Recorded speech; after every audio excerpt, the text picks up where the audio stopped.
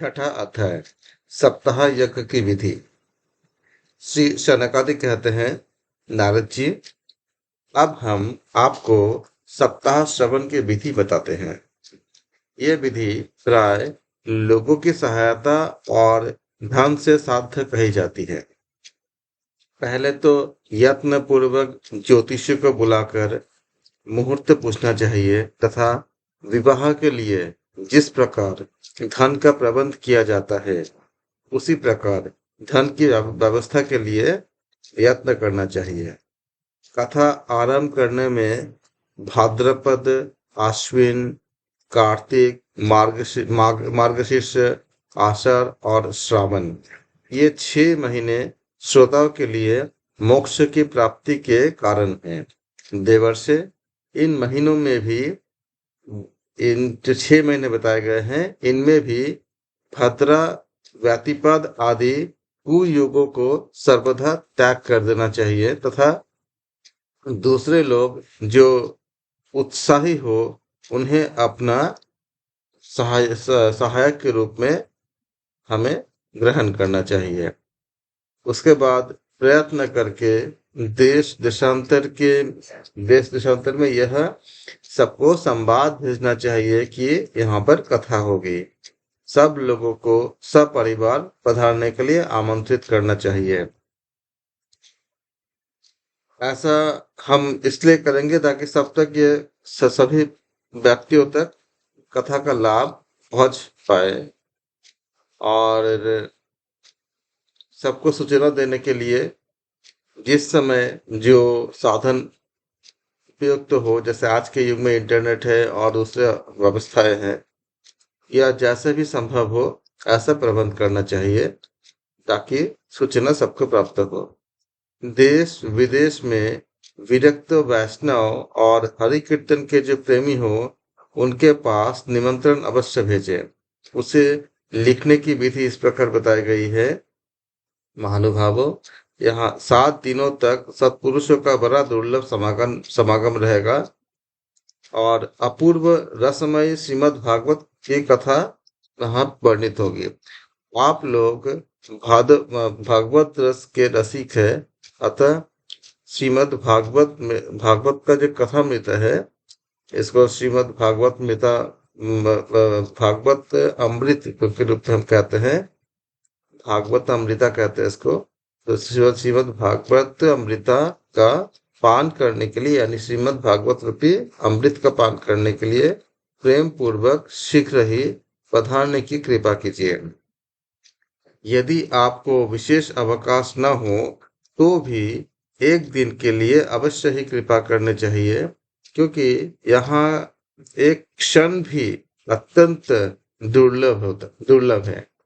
इस प्रकार विनय पूर्वक उन्हें निमंत्रित करने चाहिए और जो लोग आते हैं उनके लिए यथोचित निवास का स्थान का भी अगर आवश्यकता हुआ तो उनके प्रबंध करने चाहिए। कथा का श्रवण किसी तीर्थ में, वन में अथवा अपने घर पर भी अच्छा माना जाता है। जहाँ लंबा चौड़ा मैदान हो वहीं कथा स्थल रखना चाहिए। भूमि का शोधन, मार्जन और लेपन करके रंग बिरंगी धातुओं से चौक को पूरी करते हैं। घर की सारी सामग्री उठाकर एक कोने में हम रख देते हैं तथा 5 दिन पहले से ही यत्न पूर्वक बहुत से बिछौने इत्यादि वस्त्र जो आवश्यक होंगे इसको एकत्रित करके केले के खंभे से सुशोभित एक बहुत से ऊंचा सा मंडप हम तैयार करते हैं। उसको सब ओर से फल, पुष्प और जो चंदन इत्यादि से अलंकृत करते हैं और चारों ओर झंडियां लगाकर इसमें तरह तरह के सामानों से हम सजाते हैं। उस मंडप में कुछ ऊंचाई पर 7 विशाल लोकों की हम कल्पना करते हैं। उनमें विरक्त ब्राह्मणों के लिए बुलाकर उनको बैठाने का स्थान और उनको का प्रबंध करके उनको बैठाना चाहिए। आगे की ओर उनके लिए वहां यथोचित आसन तैयार रखना चाहिए। इनके पीछे वक्ता के लिए भी एक दिव्य सिंहासन का प्रबंध करना चाहिए। यदि वक्ता का मुख उत्तर की ओर रहता है तो श्रोता भी पूर्वाभिमुखी होकर बैठे, और यदि वक्ता पूर्वाभिमुखी होते हैं तो श्रोता को उत्तर की ओर मुख करके बैठने चाहिए, अथवा वक्ता और श्रोता को पूर्व मुख होकर बैठना चाहिए। देश काल आदि को जानने वाले महानुभावों ने श्रोता के लिए ऐसा ही नियम बताए हैं। जो वेद शास्त्र की स्पष्ट व्याख्या करने में समर्थ हो, तरह तरह का दृष्टांत दे सकता हो, तथा विवेकी और अत्यंत निष्प्रिय हो, ऐसे विरक्त और विष्णु भक्त ब्राह्मण को वक्ता बनाने चाहिए। श्रीमद् भागवत के प्रवचनों में ऐसे लोगों की नियुक्त नहीं करना चाहिए जो इसके लिए उपयुक्त न हो। इसलिए जो सात्विक हो केवल उनको ही लेना चाहिए। जिनके पास सात्विकता की कमी हो, या जिनके पास उस त्याग की भावना की कमी हो, उनको न लेकर के जिनके पास जो पूरी तरह से निष्काम भक्ति से जो ईश्वर की जो आराधना करते हो, ऐसे वक्ता को रखने से ज्यादा प्रभाव पड़ेगा। तथा ऐसा वक्ता जो सब प्रकार के संशय से निवृत्त करने में समर्थ हो, और लोगों को समझाने में जो कुशल होते हों, क्योंकि लोगों के जो प्रश्न है उनको कुशलता पूर्वक उत्तर देने की जिनमें वो शक्ति हो, जिनमें वो ज्ञान हो, ऐसे ऐसे व्यक्ति को हमें वक्ता के रूप में हमें स्थापित करना चाहिए। कथा प्रारंभ के दिन से एक दिन पूर्व व्रत ग्रहण करने के लिए वक्ता को क्षौर क्षौर कर लेना चाहिए, तथा अरुणोदय के समय शौच से निवृत्त होकर अच्छी प्रकार से स्नान करना चाहिए, तथा संध्यादि अपने नित्य कर्मों को संक्षेप में समाप्त करके कथा के विघ्न को निवृत्त करने के लिए गणेश जी का पूजन करना चाहिए। तदनंतर पितृगण का तर्पण कर पूर्व पापों की शुद्धि के लिए प्रायश्चित करते हैं, और एक मंडल बनाकर उसमें श्री हरि को स्थापित करते हैं। फिर भगवान श्री कृष्ण को लक्ष्य करके मंत्रोच्चारण पूर्वक क्रमशः षोडोपचारित विधि से वह पूजन करते हैं, और उसके पश्चात प्रदक्षिणा और नमस्कार इत्यादि कर इस प्रकार उनको हम स्तुति करते हैं। स्तुति में कहते हैं, करुणा निधान, मैं संसार सागर में डूबा हुआ और बहुत दीन हूँ। कर्मों के मोह रूपी ग्रह ने मुझे पकड़ रखा है। आप इस संसार सागर से मेरा उद्धार कीजिए। इसके पश्चात धूप दीप आदि सामग्रियों से श्रीमद् भागवत की भी बड़े बड़े ही उत्साह और प्रीति पूर्वक विधि विधान इत्यादि से हमें पूजा करना चाहिए। और फिर हमें पुस्तक के आगे नारियल रखकर हम नमस्कार करते हैं, और प्रसन्न चित्त होकर हम स्तुति करते हैं। श्रीमद् भागवत के रूप में आप साक्षात श्री कृष्णचंद्र ही विराजमान है। हे नाथ, मैं भवसागर से छुटकारा पाने के लिए आपकी शरण में हूँ। मेरा यह मनोरथ आप बिना किसी विघ्न बाधा के सांगोपांग पूरा करे। हे केशव, मैं आपका दास हूँ। इस प्रकार सबको ये ईश्वर के प्रति स्वयं को समर्पित करना चाहिए। इस प्रकार दीन वचन कहकर फिर वक्ता का पूजन, हम इस प्रकार से दीन वचन कहकर फिर हम पूजन शुरू करते हैं। उन्हें वक्ता को सुंदर आभूषण से विभूषित करते हैं, और फिर पूजा के पश्चात उनको हम स्तुति करते हैं। सुख स्वरूप भगवान, आप समझाने की कला में कुशल और सब शास्त्रों में पारंगत है। कृपया इस कथा को प्रकाशित करके मेरा अज्ञान दूर करें।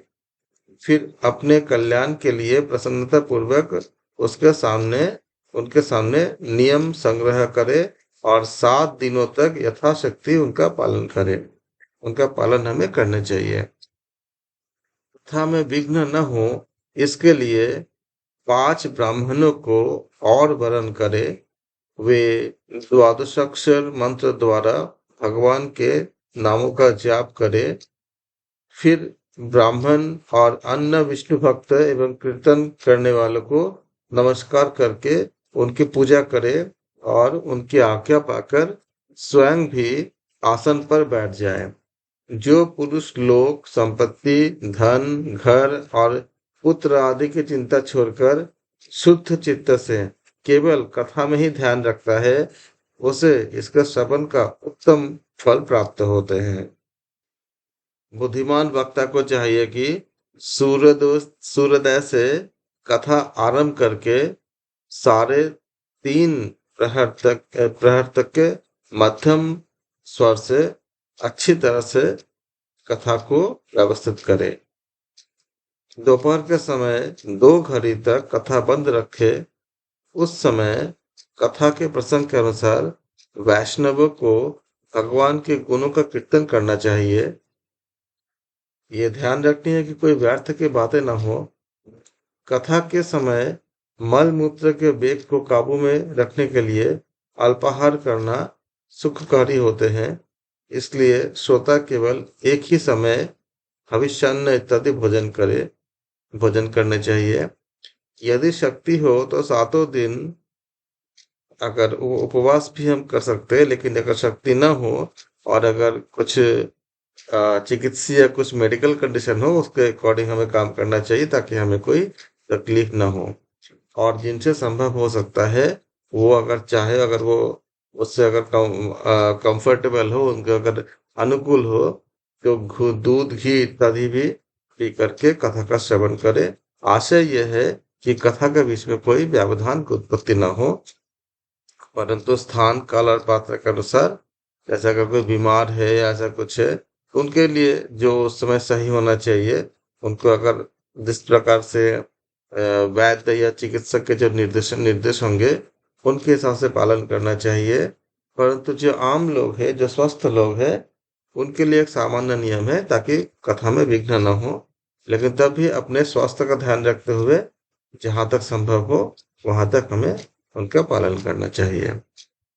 उत्तेजक भोजन से हमारा दिनचर्या नष्ट होती है और हमारा एकाग्रता नष्ट होती है, इसलिए कथा के समय हमें सात्विक भोजन का ही हमें प्रयोग करना चाहिए।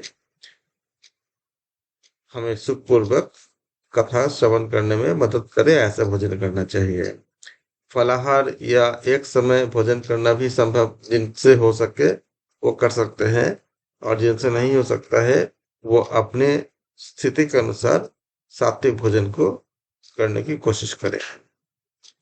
इससे जैसा नियम सुविधि से सद हो सके उसी को, अर्थात जिससे जिस तरह के नियम करना अनुकूल हो।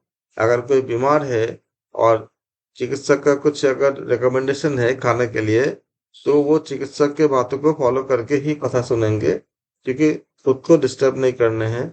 और जो सामान्य लोग हैं उनको जितना उनका शरीर आपका एक्सेप्ट करता है, उस तरह से हमें खाना का ग्रहण, आहार का ग्रहण करके कथा में मैक्सिमम ध्यान दे सके, ऐसे आहार का हम ग्रहण करके हमें सुनना चाहिए। तो जिसको जिस तरह से अनुकूल होता है अपने स्थान काल पात्र और सबके अनुसार, कि अगर कोई ऐसे हैं जिनको मान लीजिए कि बहुत बुजुर्ग है और उनको अगर चिकित्सीय ऐसा सलाह है कि उनको लंबे समय तक निराहार नहीं रहना चाहिए, तो वो उपवास नहीं करेंगे। चिकित्सक के परामर्श के अनुसार उनको जो आहार ग्रहण करने योग्य आहार है वो ग्रहण करेंगे, लेकिन कोशिश करेंगे कि आहार सात्विक जहां तक हो सके और जितना हो सके सात्विक आहार लेने की कोशिश करेंगे और कथा को श्रवण करेंगे। तो यदि उपवास से श्रवण में बाधा पहुंचती है तो हमें उपवास उस समय हमें नहीं करना चाहिए। इसलिए पूर्णतः एक व्यक्ति पे निर्भर करता है। नारद जी नियम से सप्ताह सुनने वाले जो सुनते हैं, सुनने वाले पुरुषों के लिए नियम सुनिए। जिसे कहते हैं विष्णु भक्त की दीक्षा से रहित पुरुष कथा श्रवण का जो जो भक्ति नहीं है, क्योंकि कथा का फल तभी होते हैं अच्छे फल जब हमारे अंदर भक्ति भक्ति होती है। तो जो कथा जो श्रवण करने वालों में उनको अपने अंदर एक श्रद्धा भक्ति रखनी चाहिए। और विष्णु भक्त मतलब हमारे उन कथा के प्रति बहुत सम्मान रखना चाहिए। अगर कथा के प्रति सम्मान नहीं होगा, भक्ति नहीं होगा, तो उस कथा का लाभ ज्यादा सुनने से कोई लाभ नहीं है। भले ही आपको कथा अगर पूरी अगर कई कई जिज्ञासा अगर पूरी तरह से अगर आपको नहीं भी समझ में आ रही है, कुछ जिज्ञासा का रह जाती है, तो आप आचार्य से पूछ सकते हैं। लेकिन भक्ति बहुत ज्यादा होना चाहिए, उनके प्रति समर्पण, और भगवान विष्णु के प्रति बहुत समर्पण, और बहुत ही ज्यादा हमें एक दीन भावना से, भक्ति की भावना से हमें सुनने चाहिए। तभी हमें इस कथा का जो फल है वो प्राप्त होंगे। नियम के अनुसार जहाँ तक संभव हो सकता है ब्रह्मचर्य का पालन करना चाहिए, और जिनसे संभव हो वो पत्तल में भोजन करने की कोशिश करना चाहिए नियम के अनुसार जहाँ तक संभव हो। और जहाँ संभव ना हो वहाँ अपने स्थिति के अनुसार हमें भोजन का पात्र हमें चयन करना चाहिए। जहाँ पे संभव हो वहाँ पे रिकमेंडेशन है कि पत्तल में भोजन हमें करना चाहिए। दाल, मधु, तेल, गरिष्ठ अन्न, या जो भाव को जो दूषित करते हैं ऐसे पदार्थ है, या बासी अन्न, ये सारे को त्याग करने के लिए कहा गया है। ये त्याज्य है, क्योंकि इसमें से क्या होती है, हमें एक अगर मान लीजिए कि कथा सुनते सुनते नींद आ जाए, या तमोगुण अगर उत्पन्न हो, या मन में अगर चंचलता आ जाए, तो कथा में क्या होती है, हमें उस तरह से कथा को हम समझ नहीं पाते, इसलिए मना की गई है। ऐसा कुछ भी हमें खाना नहीं चाहिए जिससे काम, क्रोध, मन, मान, मत्सर, लोभ, दंभ, मोह और द्वेष को उत्पन्न हो, ऐसे काम है हमें खाने से बचना चाहिए। क्योंकि अगर ऐसा खाना हम लेंगे तो हम कथा का ठीक से हम श्रवण करके उनको हम अपने अंदर समाहित नहीं कर पाएंगे, उनके गुणों को हम समझ नहीं पाएंगे। वो वेद, ब्राह्मण, वैष्णव, गुरु और गो सेवक हो, तथा स्त्री, राजा, महापुरुष के मनुष्य की निंदा नहीं करना चाहिए। उनके निंदा से क्या होना चाहिए, बचना चाहिए। नियम से कथा सुनने वाले पुरुष को रजस्वला स्त्री, अत्यंत जो किसी और को जो द्वेष करता हो, ऐसे लोगों से दूर रहना चाहिए। और किसी को द्वेष नहीं करना चाहिए, और अपने आप को ब्रह्मचार्य में रखने की कोशिश करना चाहिए। और बिना आवश्यकता को के किसी से बातें नहीं करना चाहिए।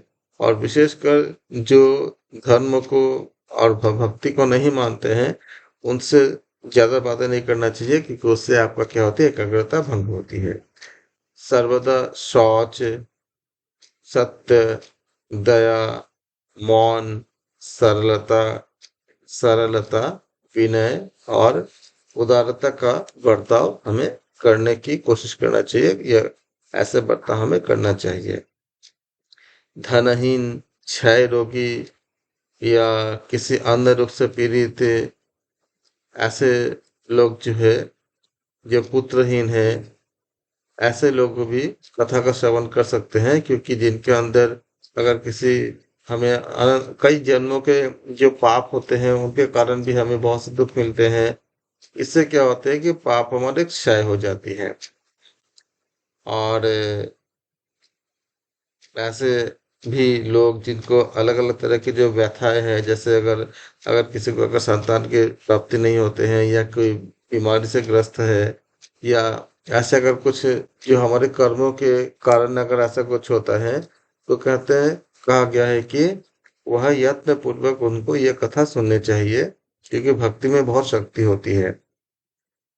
ये सब यदि विधिवत कथा सुने तो इन्हें अवश्य ही फल की प्राप्ति हो सकती है। यह अत्युत्तम दिव्य कथा करोड़ों यज्ञों का फल देने वाली है। इसलिए समस्त लोग जो कथा का सुनेंगे उनके बहुत अच्छे फल प्राप्त होते हैं। जो बहुत भक्ति पूर्वक, बहुत जो ध्यान पूर्वक कथा का सुनते हैं। इस प्रकार इस व्रत की विधियों का पालन पालन करने के लिए विधियों का पालन करने हम करते हैं। और उसके बाद हम क्या करते हैं, उद्यापन करते हैं। जिन्हें इसके विशेष फल की इच्छा हो, वे जन्माष्टमी व्रत के समान ही इस कथा व्रत का उद्यापन भी कर सकते हैं, उनको उद्यापन करना चाहिए। किंतु जो भगवान के अकिंचन भक्त है, उनके लिए उद्यापन के लिए कोई आग्रह नहीं है। वे श्रवण से ही पवित्र है, क्योंकि वे तो निष्काम भगवत भक्त है। इस प्रकार जब सप्ताह यज्ञ समाप्त हो जाती है, तब श्रोताओं को अत्यंत भक्ति पूर्वक पुस्तक और वक्ता की पूजा करनी चाहिए। फिर वक्ता श्रोताओं को प्रसाद और तुलसी और प्रसादी मालाएं इत्यादि देने चाहिए, तथा सब लोग मृदंग और झांझ की मनोहर ध्वनि से सुंदर कीर्तन करने चाहिए। जय जयकार, नमस्कार और शंख ध्वनि का घोष कराए जाना चाहिए, तथा ब्राह्मण और याचकों को यथाशक्ति धन और अन्न देना चाहिए।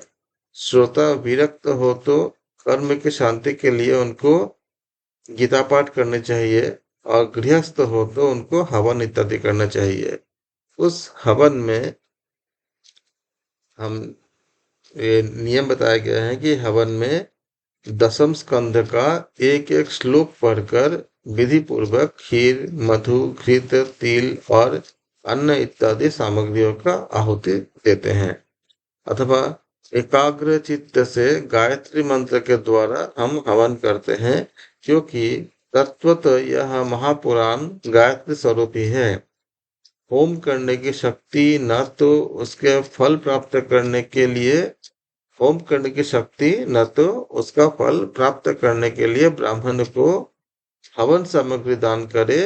अगर होम करने की जिनके पास शक्ति नहीं होते हैं, उनके लिए कहा गया है कि जो वहां पे किसी कारण से अगर हवन करने की शक्ति ना हो और उसका फल अगर प्राप्त करना हो, तो उसके लिए ब्राह्मण को हवन सामग्री दान करते हैं, और नाना प्रकार के त्रुटियों को दूर करने के लिए और विधि उसमें जो विधि में फिर जो न्यूनाधिकता रह जाती है, जो कुछ कमियां अगर रह गई हो, उसके दोष की शांति के लिए विष्णु विष्णु सहस्रा नाम का पाठ हम करते हैं, पाठ करना चाहिए। उससे सभी कर्म सफल हो जाते हैं, और कोई भी कर्म इससे बढ़कर नहीं, क्योंकि हमने जो विष्णु सहस्त्र नाम से हमने पाठ किया, उससे हमारे जो दोष अगर कुछ होता भी है तो वो नष्ट हो जाते हैं, अगर कोई त्रुटि अगर रह जाती है तो। फिर 12 ब्राह्मणों को खीर और मधु आदि उत्तम उत्तम पदार्थ खिलाते हैं, तथा व्रत की पूर्ति के लिए गौ और सुवर्ण का दान करते हैं। सामर्थ हो तो 3 तोले सोने का एक सिंहासन बनवाते हैं, उस पर सुंदर अक्षरों में लिखी हुई श्रीमद् भागवत की पोथी रखकर उसके आवाहन इत्यादि विविध जो उपचारों से हम पूजा करते हैं, और फिर जितेंद्रिय आचार्य को उसका वस्त्र, आभूषण एवं जो गंध इत्यादि से मतलब गंधादि से पूजन करके दक्षिणा सहित समर्पण हम कर देते हैं। ऐसा करने से वह बुद्धिमान दाता जन्म मरण के बंधनों से मुक्त हो जाते हैं, और यह सप्ताह परायण की विधि सब पापों को निवृत्त करने वाली होती है। इसका इस प्रकार ठीक ठीक से पालन करने से यह मंगलमय भागवत पुराण अभिष्ट फल प्रदान करता है, तथा अर्थ, काम और मोक्ष ये चारों की प्राप्ति का साधन हो जाता है। ये इतनी मंगलमय है श्रीमद् भागवत की कथा। शनकादि कहते हैं, नारद जी, इस प्रकार तुम्हें यह सप्ताह श्रवण की विधि हमने पूरी सुना दी, और अब और क्या सुनना चाहते हैं आप?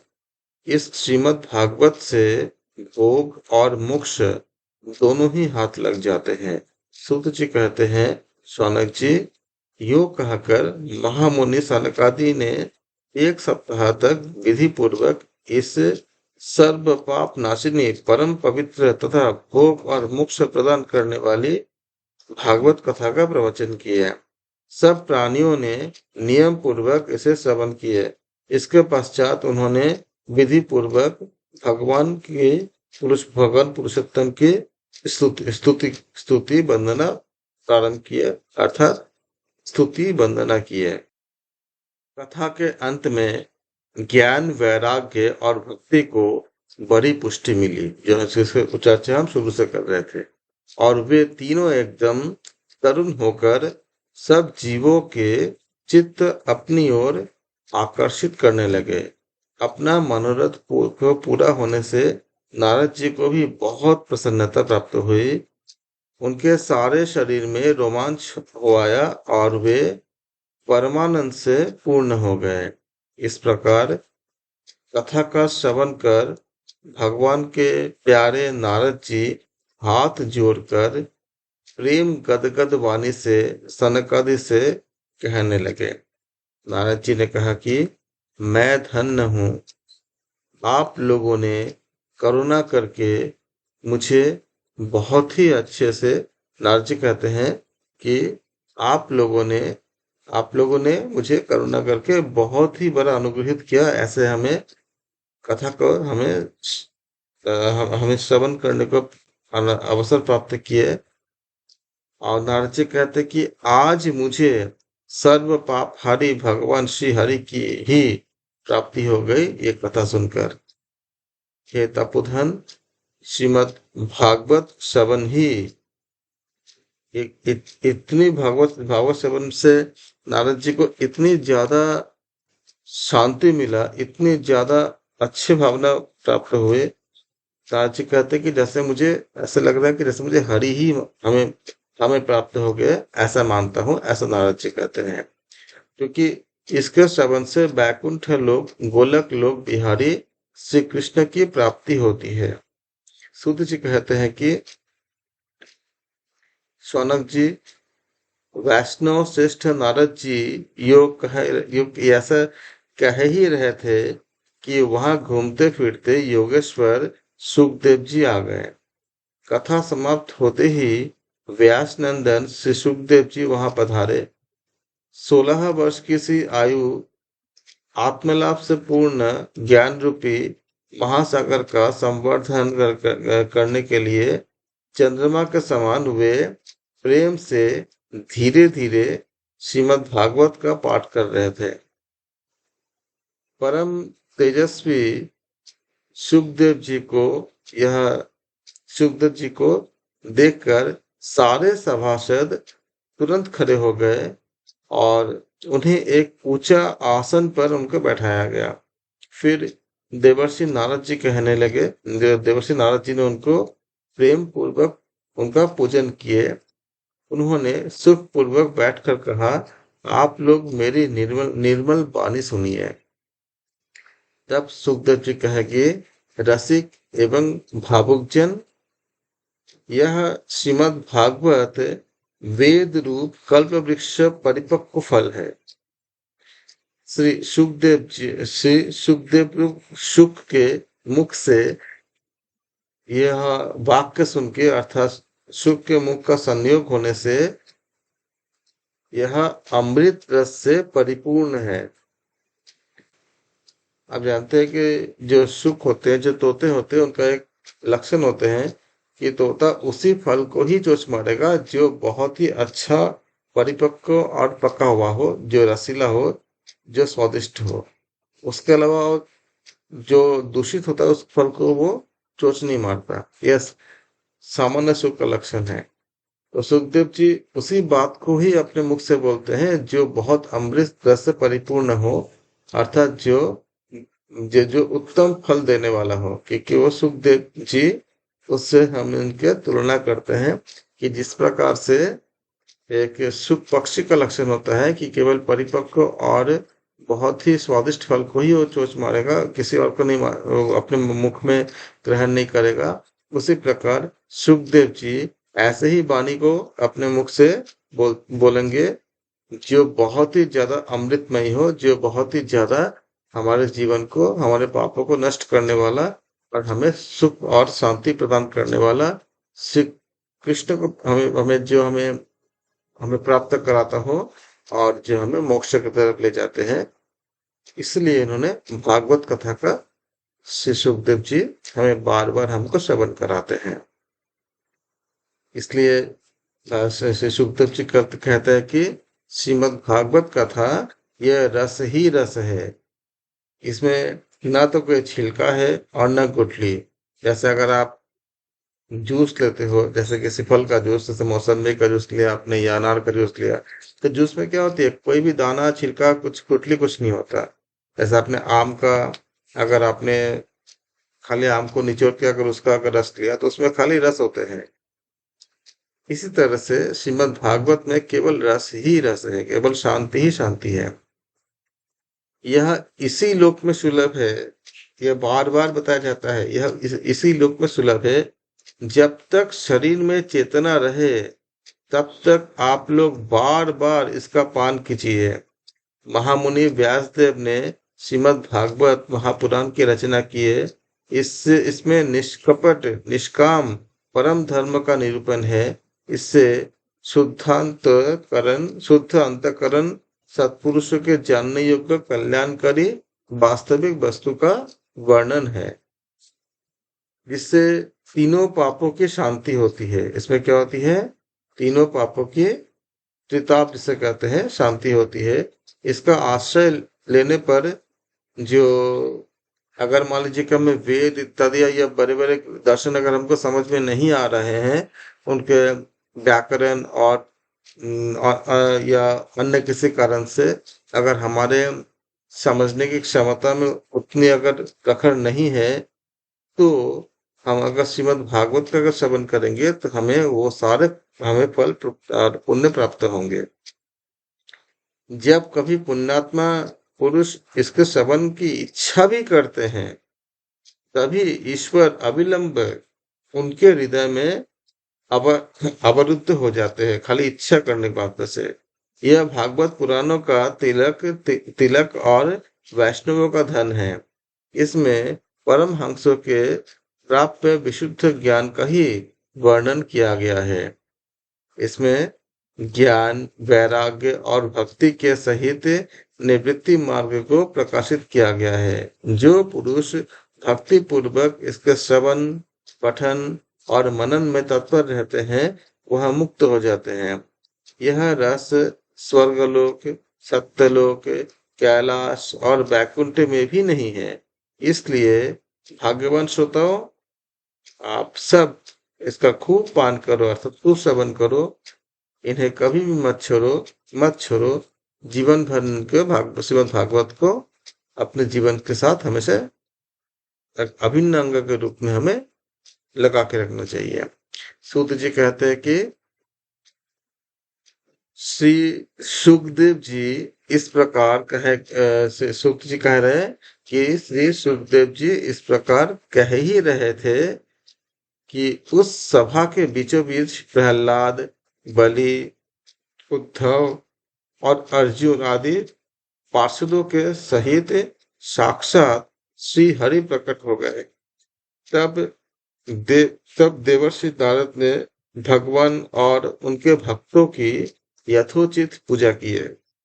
भगवान की प्रसन्न देखकर देवर्षि ने उन्हें एक विशाल सिंहासन पर बैठा दिया और सब लोग उनके सामने संकीर्तन करने लगे।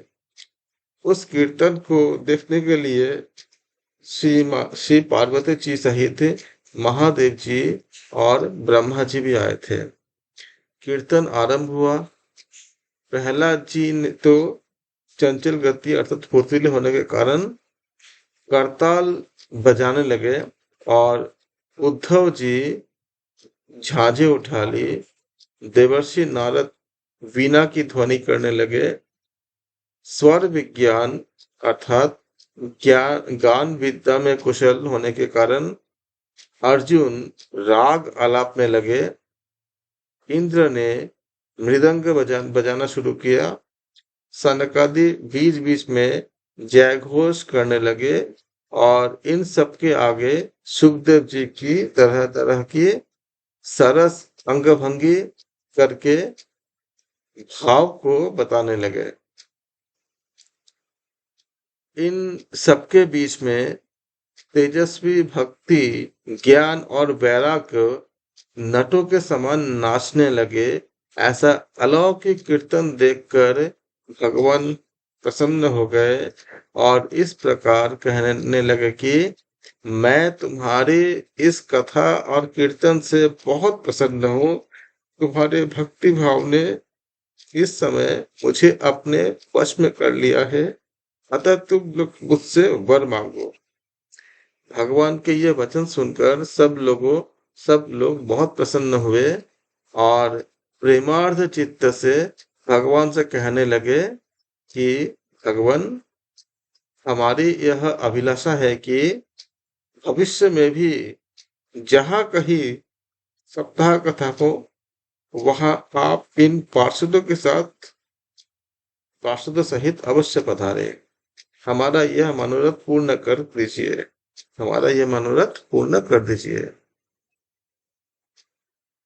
भगवान तथास्तु कहकर अंतर्ध्यान हो गए। इसके पश्चात नारद जी ने भगवान तथा उनके पार्षदों के चरणों को लक्ष्य करके प्रणाम किए और फिर सुखदेव जी आदि तपस्वियों को भी नमस्कार किए। कथामृत का पान करने से सब लोगों को बहुत ही आनंद का प्राप्त हुआ। उनका सारा मोह नष्ट हो गया। फिर वे सब लोग अपने अपने स्थानों को चले गए। उस समय सुखदेव जी ने भक्ति को उसके पुत्र सहित अपने शास्त्र में स्थापित कर दिया। इसी से भागवत का सेवन करने से श्री हरि वैष्णवों के जो भी श्रवण करते हैं, श्री हरि श्रवण करने से ही वैष्णव के हृदय में आ विराजते हैं। जो लोग दरिद्रता के दुख ज्वर की ज्वाला से दग्ध हो रहे हैं, जिन्हें माया पिशाचिनी ने रौंद डाला तथा जो संसार के समुद्र में डूब रहे हैं, उनका कल्याण करने के लिए श्रीमद् भागवत सिंहनाद कर रहा है। शौनक जी कहते हैं, सूत जी, सुखदेव जी ने राजा परीक्षित को गोकर्ण की धुंधकारी को और सनकादि ने नारद जी को किस किस समय में यह ग्रंथ सुनाया था, मेरा यह संशय दूर कर दीजिए। तब सूत जी कहते हैं कि भगवान श्री कृष्ण के स्वधाम गमन के बाद कलियुग के 30 वर्ष से कुछ अधिक समय बीत जाने पर भाद्रपद मास के शुक्ला नवमी को सुखदेव जी ने कथा की आरंभ की है। राजा परीक्षित के कथा सुनने के बाद कलियुग के 200 वर्ष बीत जाने पर आषाढ़ मास के शुक्ला नवमी को गोकर्ण जी यह कथा सुनाए थे। इसके पीछे कलियुग के 30 वर्ष और निकल जाने पर कार्तिक शुक्ल नवमी से सनकादि ने कथा की आरंभ किए थे। निष्पाप शौनक जी, आपने जो कुछ भी पूछा था उसका उत्तर मैंने आपको दे दिया। इस कलयुग में भागवत की कथा भवरूप की रामबाण औषधि है। संतजन, आप लोग आदर पूर्वक इस कथामृत का पान कीजिए। यह श्री कृष्ण का अत्यंत प्रिय, संपूर्ण पापों का नाश करने वाला, मुक्ति का एकमात्र कारण और भक्ति को बढ़ाने वाला है। लोक में अन्य कल्याणकारी साधनों का विचार करने और तीर्थों का सेवन करने से क्या होगा? अगर हम ऐसा भक्ति अगर हमें अर्थात लोक में अन्य कल्याणकारी साधनों का विचार तो हम कर सकते हैं, लेकिन अगर हम उसमें अगर जैसे सब जगह पे सारे तीर्थों का दर्शन करना संभव नहीं हो पाते हैं। बहुत से कारण होते हैं, सामाजिक, आर्थिक, शारीरिक। तो तीर्थों का अपना महत्व है। तीर्थों का तो दर्शन करना, वहाँ वहाँ पूजन करने से बहुत महत्व है। लेकिन जब हम नहीं कर पाते सारे तीर्थों का, हम अगर अगर हम दर्शन नहीं कर पाते हैं, भ्रमण नहीं कर पाते हैं, तो अगर हम भागवत का भी अगर हम श्रवण करते हैं, पाठ करते हैं, तो वो सारे तीर्थ उसी जगह पे जहाँ भागवत का पाठ होता है, उस जगह सारे तीर्थ स्वयं आ जाते हैं। तो जब सारे तीर्थ स्वयं उपस्थित रहते हैं, तो अगर हम नहीं जा पाते तीर्थों तक, तो तीर्थों को भी तीर्थत्व प्रदान करने की क्षमता होती है श्रीमद् भागवत पुराण में। तो उन तीर्थों के जो जो लाभ है, जो उनके दर्शन करने से, उन तीर्थों में जाने से जो हमें गति प्राप्त होती है, जो हमें ईश्वर का जो आशीर्वाद प्राप्त होते हैं, वो सारे हमें श्रीमद् भागवत का श्रवण करने से भी प्राप्त होते हैं, क्योंकि ये सारे तीर्थ और समस्त देवता उस समय एक ऊर्जा शक्ति के रूप में विद्यमान रहते हैं, जहाँ पर श्रीमद् भागवत की कथा चलती है या भागवत भागवत की कथा का श्रवण किया जाता है, उनका जो कथा का जो वर्णन की जाती है। इसलिए कहते हैं कि जो भागवत की कथा का श्रवण करेगा, उनको सारे तीर्थ उसी जगह पे अदृश्य रूप से सारे तीर्थों के तीर्थत्व मौजूद वहां पे उपस्थित रहते हैं, मौजूद रहते हैं। और इस तरह से उन्होंने कहते हैं कि जो भगवान की कथा वार्ता में मत्त हो रहे हैं, उनको इन तीर्थों के बारे में बताते हैं कि यमदूत कहते हैं मृत्यु के बाद एक बहुत ही महत्वपूर्ण तथ्य है। यमदूत अपने दूतों को बोलते हैं कि अपने दूत को हाथ में पास लिए देखकर यमराज उनके कान में कहते हैं, क्योंकि जो गोकर्ण की जो कथा थी, उनके भाई की जो कथा थी, तो उसमें और उसके देख करके और बाकी अन्य कथाओं के आधार पे यमराज जी अपने पास अपने जो उनके जो दूत होते हैं, उनको ये कहते हैं कि जब यमराज जी देखते हैं कि दूतों के हाथ में पास है, तो यमराज जी उनके कान में कहते हैं, देखो हे दूतों, जो भगवान की कथा वार्ता में मस्त हो रहे हैं, अर्थात जो भक्ति में लीन हो रहे हैं, यमदूत तुम उनसे दूर रहना। यमराज जी कहते हैं कि मैं औरों को और दूसरे को तो दंड देने की शक्ति तो रखता हूँ, लेकिन किसी वैष्णव को मैं दंड नहीं दे सकता। इसलिए यदि कोई वैष्णव हो जो प्रभु की भक्ति में लीन है, यमदूतों तुम उनके पास भी नहीं भटकना, क्योंकि हमारे पास इतनी शक्ति नहीं है कि हम उनको किसी भी उनके पापों का हम दंड दे सके। ऐसा यमराज ने अपने दूतों को बताया। इसलिए यमराज अपने दूत को कहा कि जो भागवत कथा में लीन रहते हैं, उनका आसपास भी मत भटकना, अपने पासों को अपने दंड पास को लेकर के, क्योंकि वैष्णवों को दंड देने की सामर्थ्य मुझ में नहीं है। ये यमराज जी ने अपने यमदूत को बताया।